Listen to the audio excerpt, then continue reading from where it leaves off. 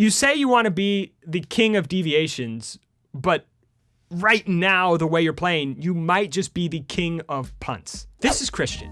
He plays poker part-time and wants to really learn how to own his opponents, how to exploit them without just following charts. And this is Mark, me. I've earned over 7 figures playing poker and coached hundreds of players to go from winners to crushers. Today, Christian's going to show me where his game feels stuck, and I'm going to help him build a plan to exploit like a beast without spewing like a maniac. All right, so Christian, how many hours have you played over the last 12 months? I played around 690, 700 hours over the past year. Okay, cool. And over those hours, what have your results looked like? Run around 6,300 or so. What does that equate to in terms of big blinds per hour? If I'm splitting between 1.3 and 2.5, it works out to be around like 3 to 2 big blinds an hour.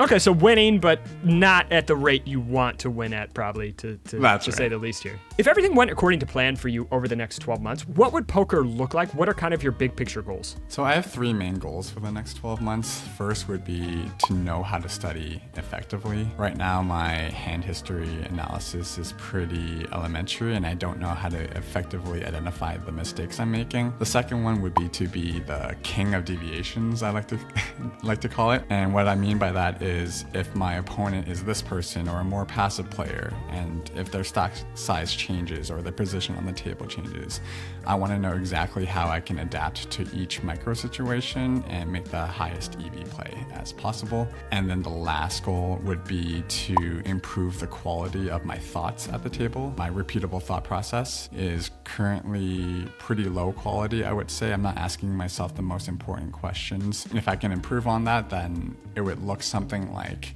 asking the most important questions, getting to the answer within 30 seconds or less. Okay, cool. I like these goals because they're actually things that are quantifiable. The goals that you have show you're definitely on the right path. I really like the king of deviations. So let's jump in and see if we can get you there. So hand number 1, we are playing 1-3, and a villain opens to 10 from the low jack. The hijack calls, and you decide to squeeze here on the button with ace 6. So can you talk me through why you decided to squeeze? So at the time in this club at 1-3, squeezing has a pretty high, let's say, success rate of making everyone fold, especially when you go a size like 5x. At the time, I thought I had a skill advantage over the original opener, but I realized when we squeeze at the stack depth, it's probably not the best idea with a hand like ace 6, because the hands that they're going to call with are going to be dominating us a lot of the time. Yeah, so first of all, the skill edge, like where are we going to have a bigger skill edge? If we're 300 big blinds deep or if we're 120 big blinds deep? 300. Yeah, and we're closer to that 120 here, so just not going to have enough room to really navigate that skill edge. Would you say these players are opening and calling too wide or too tight? Opening too wide and calling too wide. Okay, so if they're opening too wide and calling a 3-bet squeeze too wide, are they going to fold a hand like ace-jack offsuit or ace-9 suited? Probably not. Yeah, and if we squeeze when one player opens and one player calls, are we more likely to go multi-way or less likely? More likely. Yeah, so let's work on the squeeze range. If you could redo this, what would your squeeze range look like in this particular spot?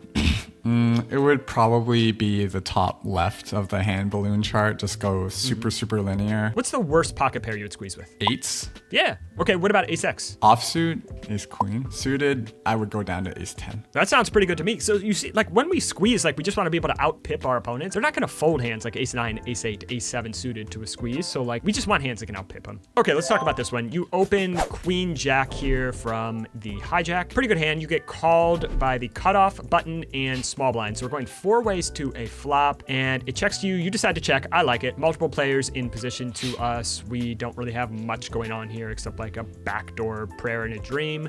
And this checks through. Now the small blind comes out and bets 40, and you decided to raise to 125. So can you walk me through what you were thinking for this decision? I noticed the small blind in this hand. He was stabbing a lot when given rope.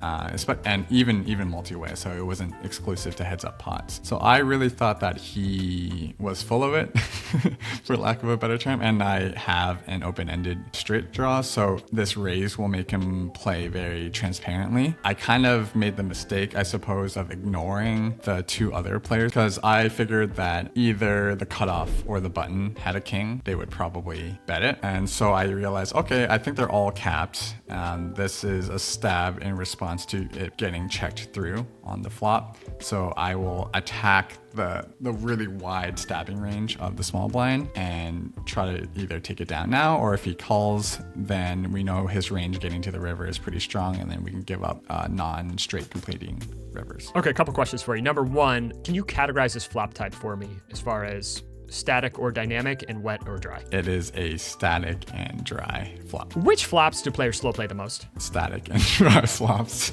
Which type of boards do players not telegraph their hand strength with their sizing? Static and dry flops. Why? A lot of the time, if you have a king here, you kind of feel invincible.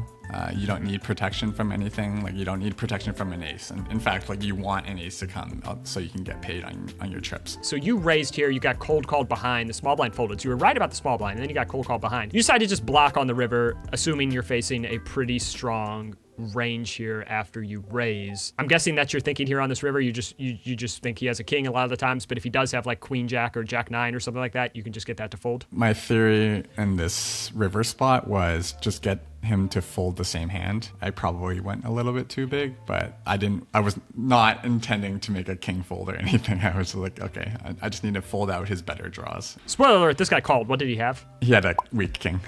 He had a weak king. Yeah. Okay, so let's go to this turn now. I like checking on the flop. Let's go to the turn, and let's say this guy stabs. We can float here. We can call. If a player behind us has a king, what are they going to do? They're probably going to raise right now, right? Because they trapped. Usually players who are going to trap are going to wait one street to spring the trap. They're probably not going to wait two. And so if someone calls behind us, well, even if they call behind us, that's going to set off a few alarm bells. And probably if they have a king, they're going to raise behind us after a small stab and a call. So we can just get away from it right here if we flat the small bet from the small blind. Let's say we flat and everybody behind us folds, and we figure this guy's just stabbing too wide. Now we get to the river, and let's say he does have a king getting to this river after he stabs small on the turn. What's he going to do on the river? What size is he going to choose? 2/3 or bigger size, like a pretty big size. Why? Because he wants to get paid on his trips. Yeah, and the flop check through, right? So he's going to get a little bit greedy. He wants to make up some value for that. Let's say he gets to the river with a 6 or something that was just monkey stabbing the turn. What's he going to do? He's going to check. Now let's say he gets to the river with just like a gut shot, 7-9 or jack 9 or queen jack or something, or ace jack or something like that. What's he going to do on the river if he bricked? He'll probably either check or bet small, like half pot. So if he comes out and bets the river big, we know we're up against a king or a boat, we can just fold. If he comes out and bets the river small, we can just raise, getting him to fold ace jack, ace queen, whatever, maybe his bluffs that we lose to. We can get him to fold everything. If he comes out and checks, then we can just put in the big boy bet here because we know that the best hand he's going to have with any frequency is 10x. By calling, we get clairvoyance about the players behind us who may slow play on a static dry board, and we get clairvoyance from the small blind who's going to let us know his hand strength on the river. Yeah, we get clarity for cheaper, because I also got clarity, but I wasted a lot more money getting there. Yeah, you certainly got a bunch of clarity, but it cost you a pretty penny there to gain that clarity. Yeah. If you want instruction like this and want to level up your game just like Christian, check out the link in our description below and sign up for our 28-day bootcamp. We are booking now for June and July, and we do have the World Series of Poker special. Instead of the summer throwing your money away on some lottery ticket,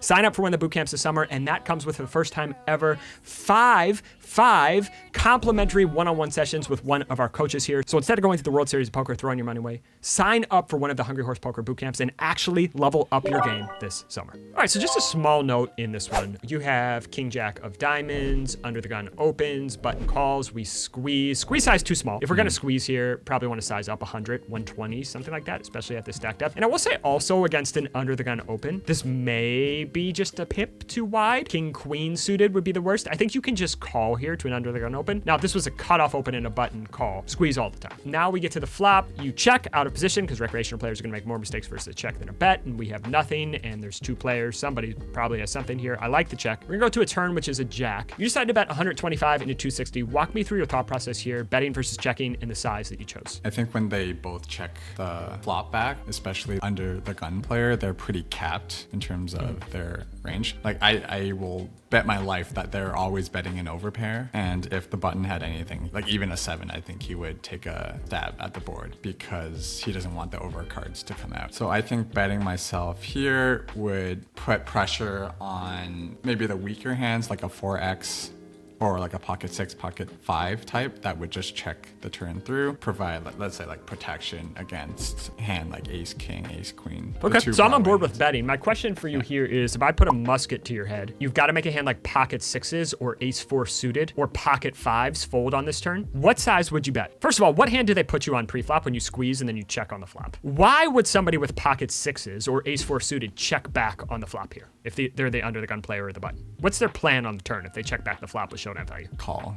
Okay, so musket to your head, you've got to make pocket 6s fold. What size are you going here? 350. Okay, so you think they're calling if you bet 300? 250, certainly, right? Yeah, 250 they would call, I think. Yeah, 250 they would call. You could just go double the size here. I think sometimes we fall into this trap of my hand is thin value, so therefore I must pick small size. Yeah, I'm the fish. When like really, when we think about their range, like you just have the best hand here, and if one of these guys has a pair, they're not folding to a single bet, no matter what size you bet here. So just get greedy, go with a bigger size. What actually happened in this hand is you bet 125, both guys call. River's a 9, you go for value again. I like that you went for value on this river. This guy jams and we fold, and I do like the fold on this river, but I'm gonna be honest with you, I probably would have lost all my money in this hand. Like I would have just bet 250 on the turn, and then I would have just jammed on the river. And yes, I probably would have gotten stacked by jack 9 or pocket 7s or whatever this under the gun player ended up with here. But I think overall, we're making a lot more money in this spot by just coming out, betting the turn bigger and trying to play for stacks with top pair. Because how would you feel bluffing if you had ace king? Not very good. If you don't feel good bluffing, put the money in thinly for value. You're gonna get called by worse a lot of the time. All right, so we are playing 2-5, under the gun opens, button 3 bets. You look down to the second best hand in poker, put in the cold 4 bet, pretty good, and the button is going to call. King 8-6, you go for the small C bet, really like this on this particular board. Now we go to the turn. Walk me through your thought process here, getting to the turn with pocket aces, SPR of 3, 4 bet pot. I think a lot of the hands that both the villain and I have are like ace, king, queens plus. With the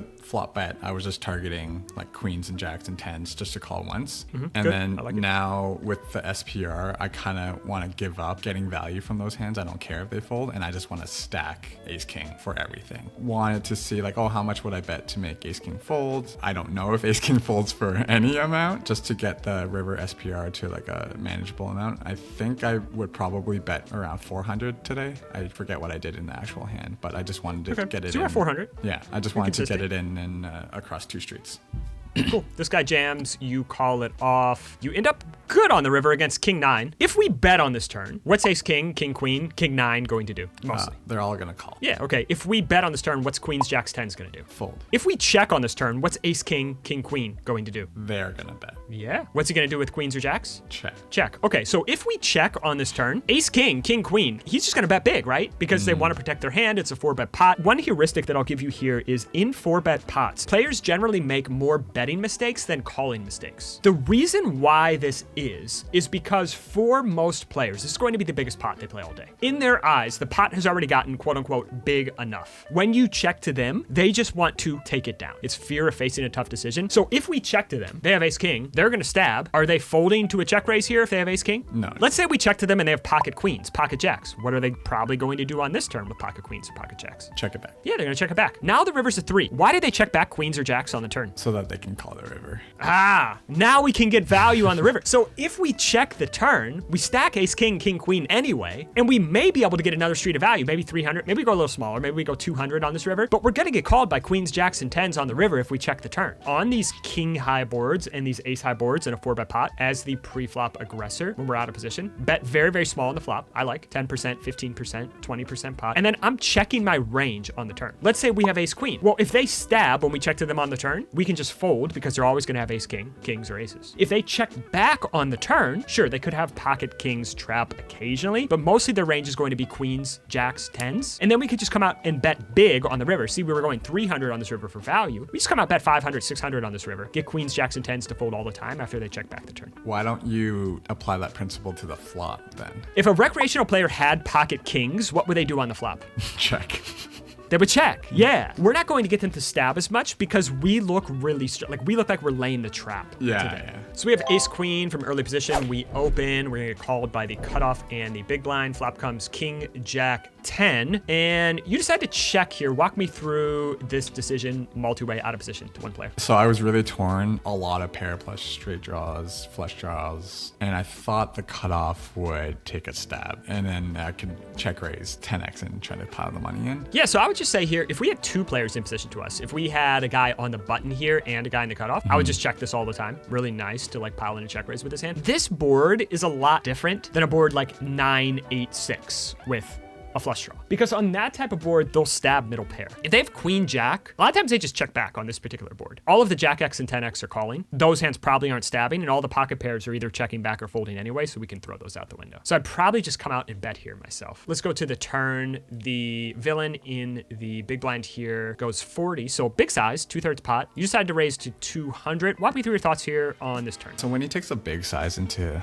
two other people, he's saying he has a pretty strong range. This is a thinking player. I wanted to get all the money in and set up like a river jam, but I didn't want to like scare him off his hand. I was like in that kind of mentality. So musketeer head, pair plus straight draw, pair plus flush draw, 2 pair and straights, the range you named. Are those folding to 300? No.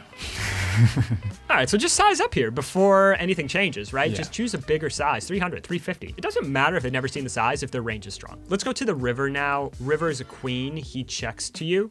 You decide to go 300 into 463. Walk me through your thought process on this river. When he checks, I think his range is like... Do you think he'd always donk lead a straight after you raised on the turn? This player would not, yeah. So I think he's still uncapped.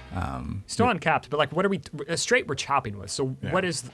what are we trying to do on this river? I was trying to get called by like a set or 2 pair. They just put you on ace X, right? Like all your bluffs got... Your bluffs are like ace X of diamonds and ace X of hearts. Those hands just got there. So like, especially against a guy you consider to be a thinking player, like what are your bluffs on this river? If you do get to this river, let's say you decide you got a wild hair up your ass and decided to raise with like 7-8 of diamonds or something like that on the turn, what size are you going on this river to make king jack fold? I don't think it takes much to make king jack fold.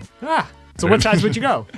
I have a size in mind, and it's about this one. Yeah, it's around like 250 to 300. Yeah, so what size should we go with ace queen then? 150, 200. Yeah. See how like just using this framework on the river, like forcing ourselves to like zoom out every single time and ask what would I do with the inverse here? Every river, you just like pause and you're not allowed to make a decision until you ask yourself that question in your head. That can make you so much money. So my preferred line in this hand is just literally just going bet, bet, bet. And I would choose a big size on the flop because I don't expect to get raised all that often on this board, even if someone has a pretty strong hand like Jack 10. And then I just bet the turn and then we go to the river and I would choose a small size, just like we talked about on this river. All right, so this one we're playing 1-3. Villain opens from the low jack. We 3-bet with pocket eights. All good so far.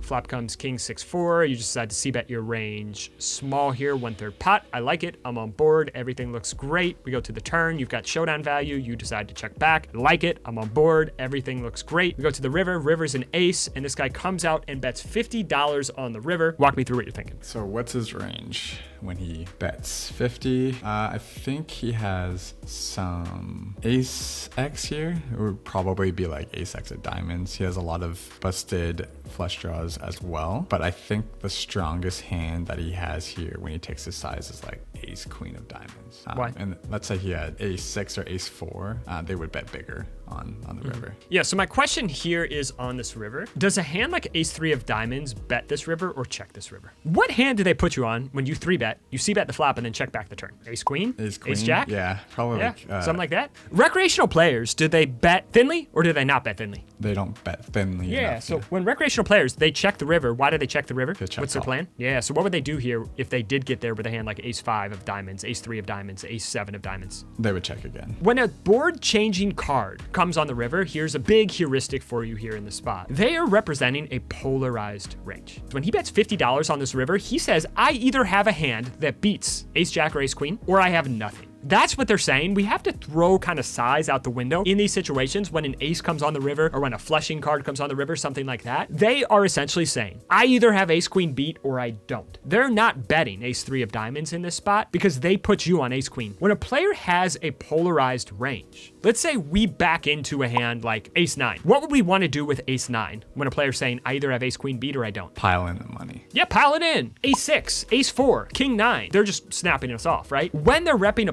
polar range, what we want to do is we want to pile it in with our value, a hand like ace nine, and we want to just click it with our air because we can get their worst air to fold. What doesn't make sense is when we have a hand like pocket eights raising here. And so what we're doing by raising is we're getting hands that we beat to fold, and we're only getting called by that range that's ace queen or better. If we got to this river with ace nine, I would just jam. Let's say we got here with 7-8 of diamonds or something that we decided to check back on the turn because we didn't want to get check jammed on or something. Let's say we somehow got here with no showdown value. The size I would go when they're repping a polar range when we're bluffing is just click. Make it 110, make it 125 because we can get their queen jack or whatever godforsaken combo they floated with on the flop that has no showdown value. We can get that stuff to fold by just clicking. When we have pocket eights, if you think they're over bluffing, call. If they're repping a linear range, if the river's a deuce and they come out and bet 50, that's when we can consider turning pocket eights into a bluff. Because when they're repping a linear range on the river, then we want to go all in with our bluffs and go small with our value. All right, so we got ace three of diamonds in the big blind. A whale is going to open on the button. We're playing 1-3. Small blind's going to call. We just call here in the big blind. We don't squeeze. I like it. Go to a flop. We flop the nut flush draw. Check it over to the whale on the button. He bets. Small blind calls. We call. Talk to me about the button's range, the whale here. After he opens on the button, c-bets into two people, chooses the size. Honestly, I have a really hard time playing against whales. I always think they're really wide in every spot. He could be opening like any two and c-betting any two. I do think he gets greedy with like a real hand. Why would he get greedy on this particular board with a real hand? Because he's afraid of all of the draws. Yeah, so if he had a hand like ace queen or pocket kings or something like that, what size would he bet here on the flop? Probably like 40 or you know, something massive in relation to the pot size. If he's just bluffing or like monkey stabbing on this flop, when he gets called by two people, particularly a shorty in the small blind, what's he going to do on a lot of turns, even if he is a whale? He's going to just check it back. So what happened here on this turn, we bink the nuts and we check it over and it checks through. We get to the river. We end up betting here. And what happens on the river is wild to kind of, this guy actually raises. We call here on this paired board and this guy shows 4-3. So he raised trips. I want to talk about the turn because I think that's the important inflection point here. So once this guy bets 20 on the flop, I would just consider coming out and leading on this turn quite a bit because I do think this flop is going to get checked back when he bets less than half pot on the flop and then two people call. If he's got something that can hang on, like a hand like pocket tens with a diamond, he's going to call anyway, but that hand would check back. If he had a strong hand on the flop, like we talked about, kings, ace queen, a flush draw, like those type of hands are just going to bet bigger. So if he stabbed for pot on the flop or something like that, would be a lot more likely to check when I make the nuts here on the turn. But because he stabbed so small on the flop, I probably just want to come out and lead because that's going to minimize our fold equity. He's not going to fold hands that he would have just checked back himself here. We're not missing out on him bluffing. I doubt like even a whale is going to bluff into two people when he's got a short stack right behind him here. So we are playing 1-3 and the button straddles for 6. And you decide to limp from the small blind here for $6. So once again, we're playing 1-3. The button straddles for 6. This guy has not acted yet over here, but Hold'em Manager is an antiquated program from 1984 and it can't take these commands. So I do like this limp with everything strategy from the small blind when the button straddles. Can you talk about this strategy, why you decided to go with it? I think it just provides more clarity and for like a cheap price. I think when I'm like under the gun, like small blind first to act, if you raise, it's like you have to go through the entire table and you don't get much clarity into their ranges. If you limp and play your range as a limp call or a limp re-raise, put yourself in a more advantageous position post-flop. So if you see like a super tight person open huge, like can be the difference of making it a winning play versus a losing play. I like that a lot. I think from the blinds when the button straddles, like we already have some money invested, so just like completing makes a lot of sense here for those reasons you talked about. I would not have any opens here. I like that you limped from the blinds with the button straddle. I think that's really good. So you limp. This guy here from early position makes it 50. He had yet to act. Remember, we were just playing, these were the blinds here. This guy makes it 50. And now the button's going to call, and you decide to call here. Can you walk me through this decision? This is normally like a 1-3 game, right? And opens are normally to like 15 when the straddle's not on, and when the straddle is on,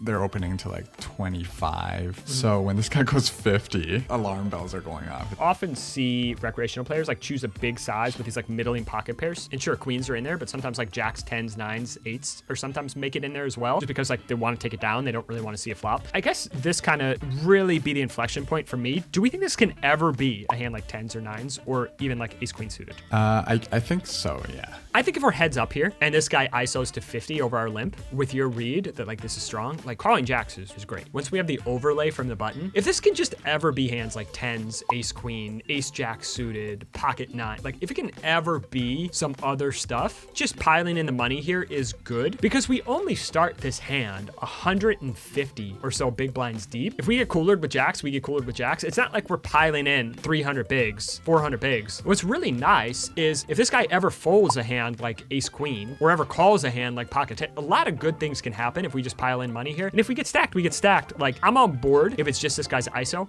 Once the overlay of the dead money's in there, I think we should probably just go really, really linear here and just start piling in money. Oh boy. All right. So we get a limp, an over limp, and an over limp. And you decide to ISO 10-8 suited from the button here. You say you want to be the king of deviations, but right now, the way you're playing, you might just be the king of punts.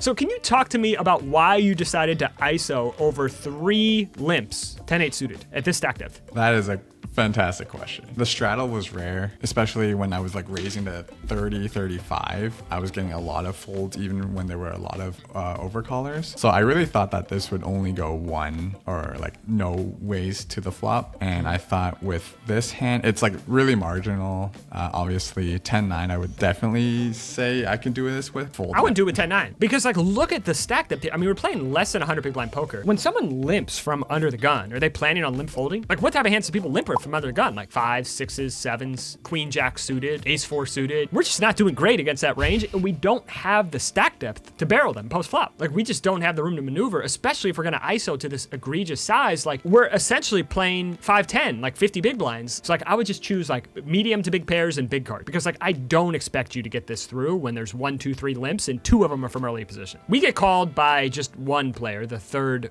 over limper. And now on the flop, he donks for a quarter pot. So walk me through what you're thinking here on this flop. So when he donks for this size, I don't think it's a strong hand. I think we'll get a lot of clarity just by calling. I think his range is mostly like single pair holdings, a draw trying to set their own price like hearts or 6-7, but we'll get a lot more clarity on the turn into what his actual range is. And so I prefer calling over raising here. When players donk, I think there's a lot of misconceptions we see when the hand goes to showdown. And what do they usually have when it goes to showdown? Like a weak top pair or like a second type pair type hand, because those hands end up going to showdown, right? But what we don't see when they donk, especially for small sizes and heads up single raise pots, is just a bunch of bullshit. They just donk a bunch of bullshit here. And I think so many people miss that, like, just because they donk does not mean the mass data does not say that they have like top pair when they donk. It just says that they are weak, that they are kind of full of it. So like, I do like calling here, and I like your reasons. We get a lot more clarity with the size they're going to choose on the turn. And the other reason why I would call here is because we get to win one more street against his bullshit before making him fold. If we raise right now, sure, he's going to call with his draws and his top pair and his weak middle pair, whatever. But we'd lose the bullshit that's going to put in one more street of bet for us on the turn. Then we can raise. So by calling here, we get them to put in 2 streets with all their weak hands that are going to bet twice and then fold. We also get him to put in 2 streets with his air and his BS that would also bet on the turn if we just play it passive. Turn is a jack, and once again, he bets very, very small here, less than a quarter pot. You decide to raise to 105. Walk me through what you're thinking. Don't think he ever has a jack. Our hand is a higher greedy draw, high-ish low. It's a paired board. He might have some full house traps, but unlikely. I think they still take a larger size. And what would the full house traps be? Like pocket 4s or 5s. What do those hands do on the flop? Check raise. And if they do bet themselves, what size do they choose? Larger. So what are the full house traps? None. Okay.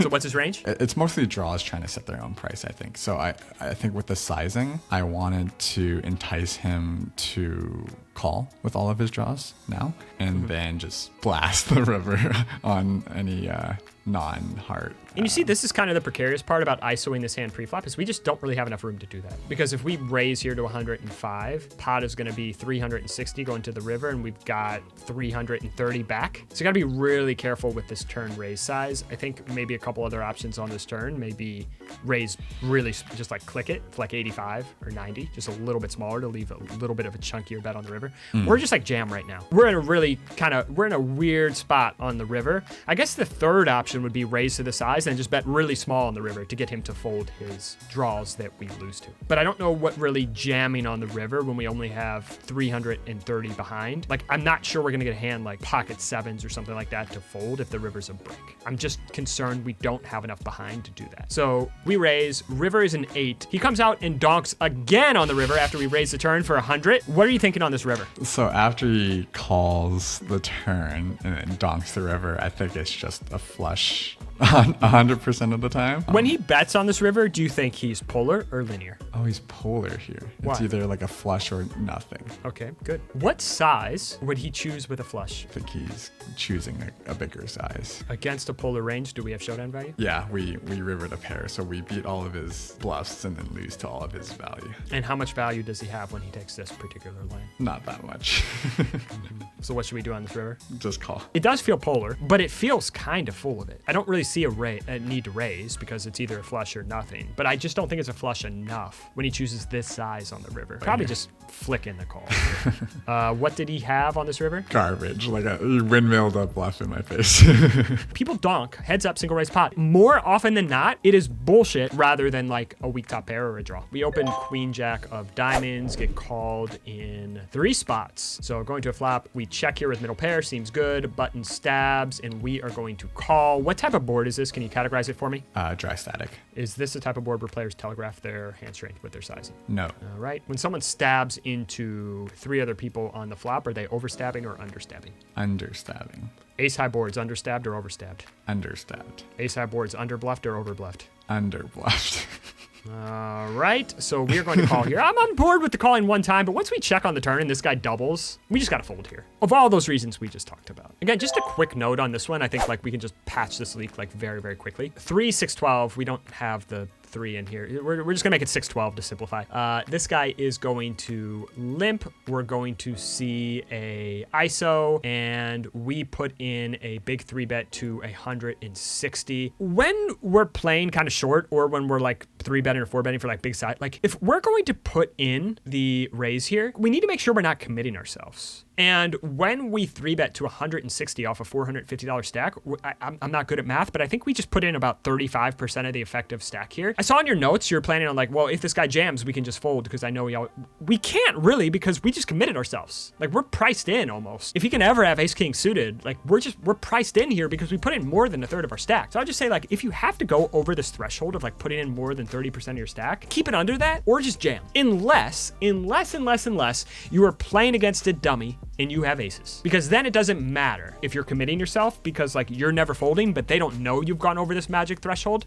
It doesn't matter. But like when we have 10s here, like we can't bet fold, just put it all in here. All right, so we have ace 7 of diamonds. We're gonna 3-bet under the gun open. Already this is a little bit precarious when someone opens from early position. It's better than squeezing, but it's already a little bit precarious. We're gonna get cold called on the button, particularly at the stack depth. Like if you started like 300 big blinds deep, this is great. You're just gonna ISO this guy with like a suited ace X, it's fine. We just don't have the stack depth to make up for the skill advantage with weaker hands. So I would probably just call this one. Nevertheless, we're gonna go 3 ways in a 3-bet pot. You decide to c-bet on this board. 1 player in position, 1 player out of position. Walk me through what you're thinking here on this flop. Betting here is really interesting because you can apply a lot of pressure to the cold caller on the button and get some clarity into his range even with a small bet. Ranging the button player out suited broadways, ace king, ace queen, 9s through queens, I would say. And so by betting on this wet and dynamic flop, it forces them to play pretty transparently. And then if they fold, then the villain in under the gun, I'm confident in out-playing him on future streets. If the button calls, what do you do on the turn? Then I'm like giving up. Yeah.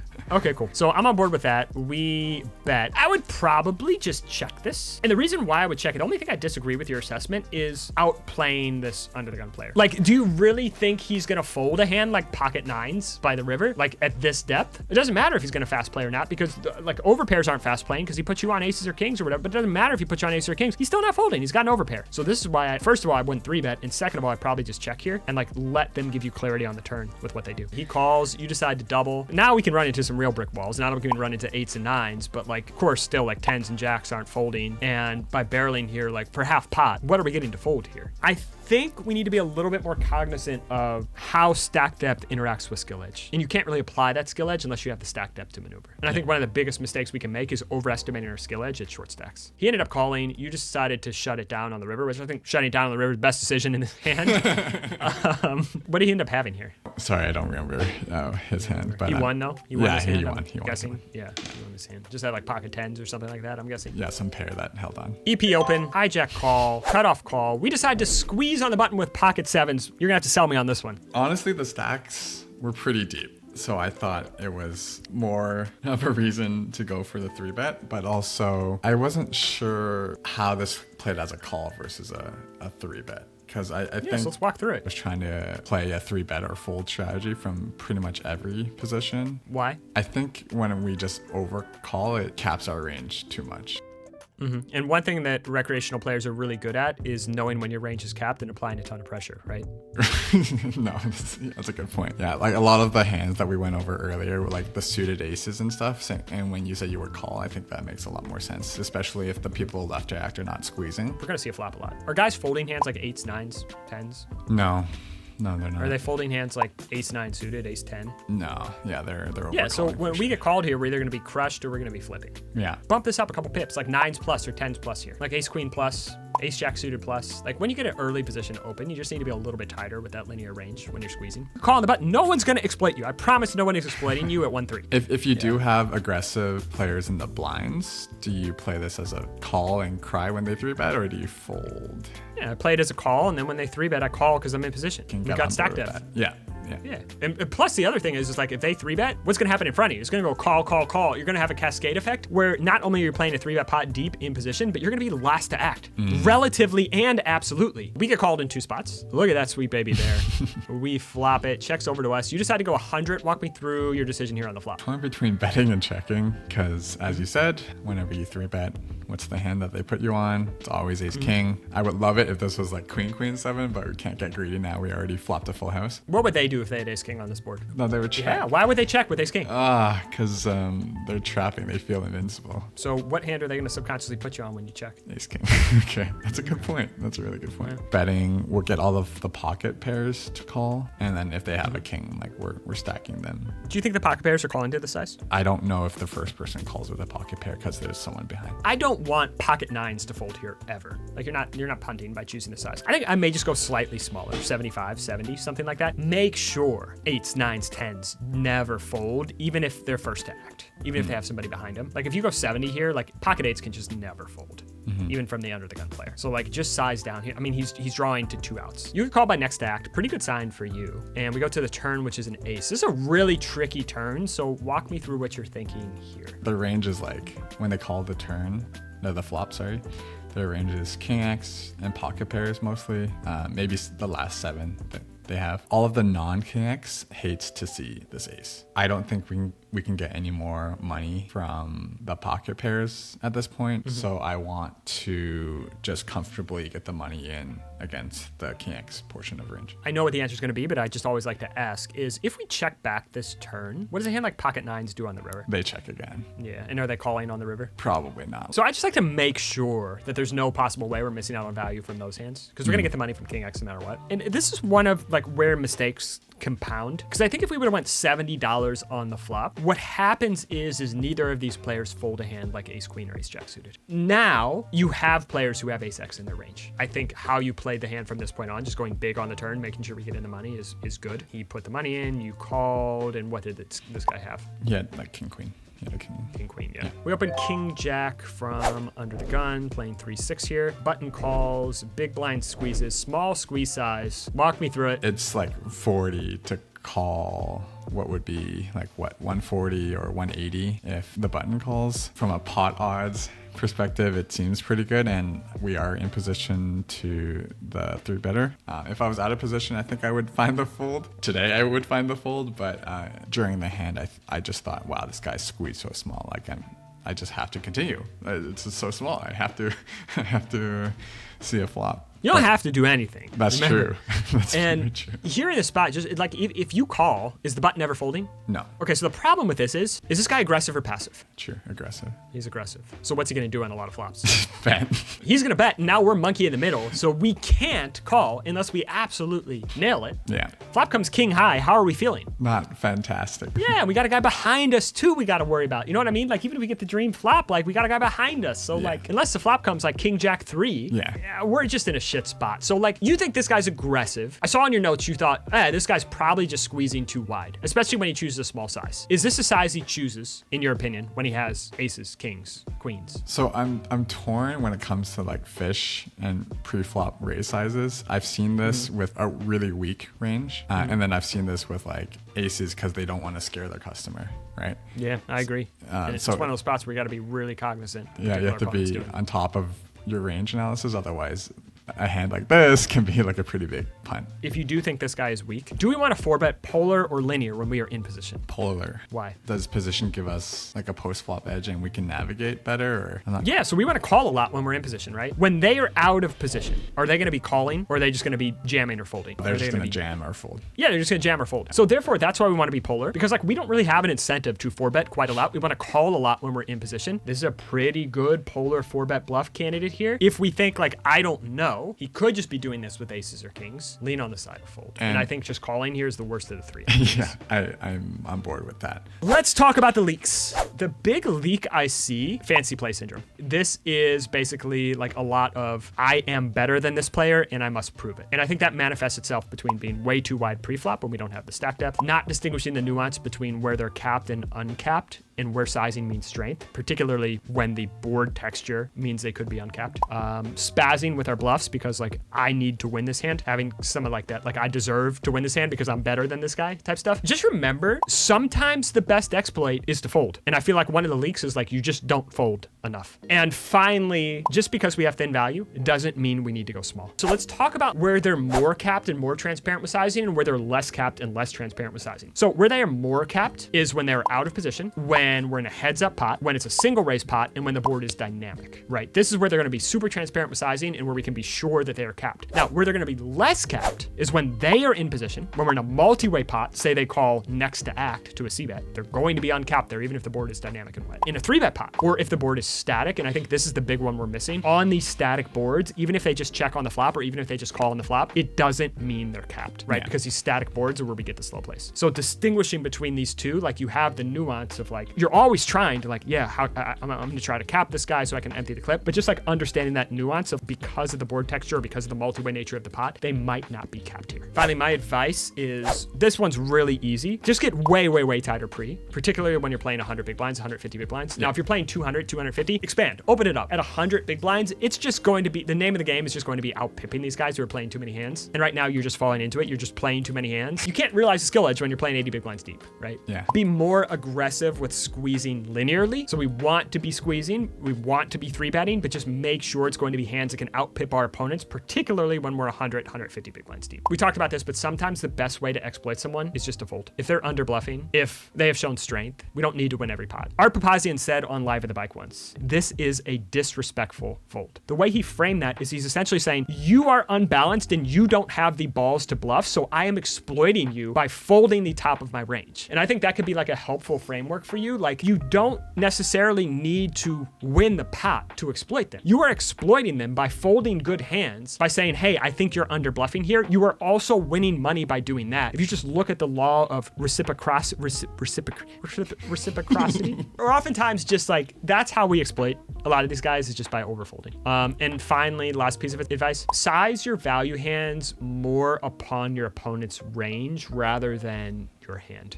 I think sometimes like you're really thinking about the range, you're really considering it in every hand, but I think sometimes you're getting maybe slightly too greedy when you have the good hands, like pocket sevens, when you had the ace queen on the river there, like, and maybe not greedy enough when you have the super thin value hands. Right. So size based upon the range instead of your hand strength. I know it's a little bit scary. It can win you more money. You're obviously putting in the work, and I feel like these steps I gave you are not like revamp your game from the ground up. I think you have a really good solid foundation. I think it's literally just 3 or 4 things that are just like quick fix, like just don't do this. Just smack yourself in the head every time you feel yourself want to do that. And like you could literally just triple your win rate by folding a little bit more, playing tighter pre-flop, and like not trying to win every single hand when your opponent is screaming that they could have trips. Right. I think two things that really stood out for me was like your ability to answer what is their range and what happens if, right? How do you go about refining that skill? There was a lot of hands that we went over today where you said, oh, what would they do with this? And then it became very clear what the right play on the turn or the river was. Notice I didn't tell you what they were going to do. So I think maybe like you're like, oh, Mark has this clairvoyant ability to know what play. I don't. Your calibration is fine. Your RTP is basically just needs a little bit of tweaking. Like you're doing fine with ranging opponents. Like it's just these little things. Like stop with the fancy play syndrome. Stop trying to outplay people. Fold more pre-flop. Recognize where people are capped where you may have thought they were uncapped before. That's literally it. If you can fix those things, I don't see any reason why you can't 3x your win rate if you just focus on those 3 things in the next month. All right, guys, hopefully you enjoyed this video and it turns you into the biggest boy possible. Thank you guys and have a gentle day.